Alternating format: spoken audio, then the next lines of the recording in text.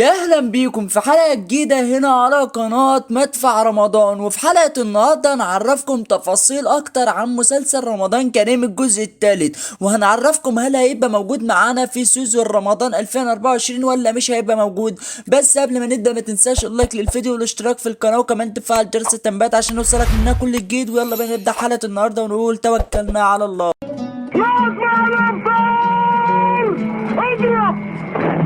طبعا نبدأ حلقة النهاردة ونقول توكلنا على الله. وطبعا يا صديقي مسلسل رمضان كريم اتقدم منه جزئين. الجزء الأول اتعرض في رمضان 2017 وحقق نجاح كبير جدا جدا، وكان من بطولة السيد رجب وكريم عفيف ومحمد محمود وروبي وشريف سلامة وكريم الابنودي ومحمود الجندي رحمة الله عليه وسلوى عثمان وريهام عبد الغفور ومحمد لطفي ونجوم تانية كتير كانوا مشاركين في الجزء الأول. أما الجزء التاني يا صديقي اتعرض في رمضان 2023 واللي هو رمضان اللي فات، وما حققش نجاح كبير جدا جدا زي الجزء الاول. هو حقق نجاح بس مش نجاح كبير زي الجزء الاول. هتقول لي ليه ما حققش نجاح؟ هقول لك ليه ما حققش نجاح. لان نجوم كتير غابوا عن الجزء الثاني من اللي كانوا موجودين في الجزء الاول. نجوم من الجزء الاول كتير غابوا في الجزء الثاني، ودي حاجه اثرت عن المسلسل، لان المسلسل كان جاي على النجوم دولت زي النجم روبو والنجم شريف سلامه والنجم محمد محمود والنجم محمود الجندي رحمه الله عليه، وما عوضوش النجوم ديت في المسلسل. مشوا المسلسل بطريقة تانية بتفاصيل تانية بقصة تانية اصلا يا صديقي في الجزء التاني، ودي كلها حاجات اثرت عن المسلسل. يعني المسلسل في الجزء الاول كان بيعيشنا في الاجواء الرمضانية اللي احنا كلنا حبيناها وكنا بنحب نعيشها. ايوه كنا بنحب نعيش الاجواء الرمضانية اللي في المسلسل، وكلنا بنسمع المسلسل وما بنملش منه، اللي هو الجزء الاول طبعا يا صديقي.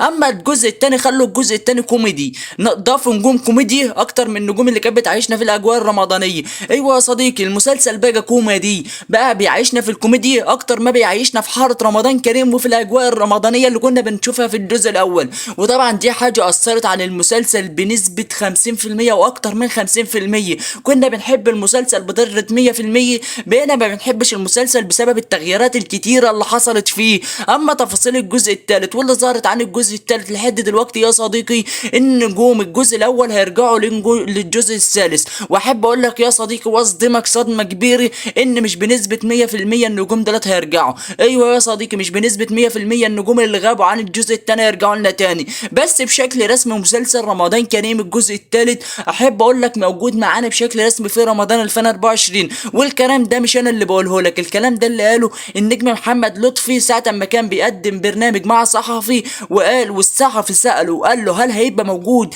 جزء الثالث من مسلسل رمضان كريم للعرض في رمضان 2024 او المنافسة في رمضان 2024. ورد النجم محمد لطفي وقال ايوه هيكون في موجود جزء ثالث في رمضان 2024 من مسلسل رمضان كريم، وهنشوف في حاجة جديدة. وبرضك اللي اكد ان المسلسل هيكون موجود معانا هي النجمة سلوى عثمان. وطبعا اظن كلكم شفتوا الفيديو بتاع النجمة سلوى عثمان وهي بتقول وبتاكد ان هيكون موجود جزء ثالث من المسلسل في رمضان 2024 وده بشكل رسمي. والجزء الثالث لو رجعوا لنجوم الجزء الاول وعدلوا في تفاصيل الجزء الثاني الثالث وخلوه غير الجزء الثاني خالص وخلوه بيعيشنا في الاجواء الرمضانيه زي الجزء الاول، فحمة كلنا هنحب المسلسل، كلنا هنعشق المسلسل زي ما عشقناه في الجزء الاول، لانه كلنا بجد يا صديقي عشان المسلسل ده في الجزء الاول لانه كان بيعيشنا في الاجواء الرمضانيه. ونتمنى ان نجوم الجزء الاول يرجعوا لنا في الجزء الثالث. اقول لك نتمنى انهم يرجعوا لنا تاني في الجزء الثالث. والجزء الثالث لو رجعوا لنا نجوم الجزء الاول هيكون من بطوله السيد رجب طبعا ده بشكل رسمي،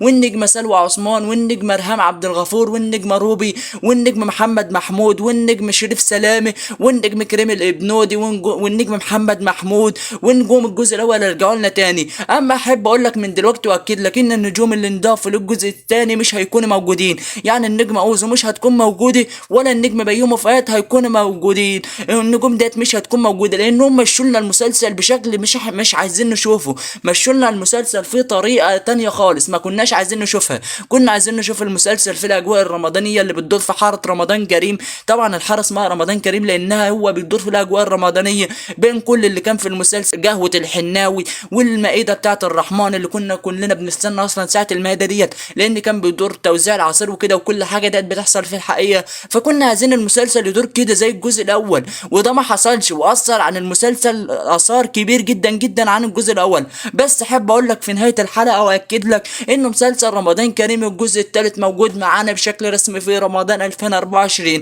وقناة العرض لحد دلوقتي الظاهرة هيكون على قناة ام بي سي مصر، ولا هيكون على قناة النهار ولا على قناة دي ام سي، هيكون على قناة ام بي سي مصر، وده اللي ظهر لحد دلوقتي. هيغيروا ويخلوه على قناة ام بي سي مصر، وطبعا دي حاجة لو حصلت المسلسل هيحقق نجاح كبير جدا جدا. وبكده اكون عرفتك كل تفاصيل مسلسل رمضان كريم الجزء الثالث، وعرفتك برضو ليه سبب فشل الجزء الثاني من المسلسل، وعرفتك ايه سبب نجاح الجزء الاول من المسلسل. فما تنساش تدعمنا باللايك وتشترك في القناة عشان يوصلك منها كل جديد، وكمان تفعل جرس التنبيهات عشان يوصلك منه كل جديد في الفترة الجاية. ونشوفكم في حلقات قادمة هنا على قناة مدفع رمضان. كان معكم أداء فوز أوفر إبراهيم السيد من قناة مدفع رمضان، وسلام.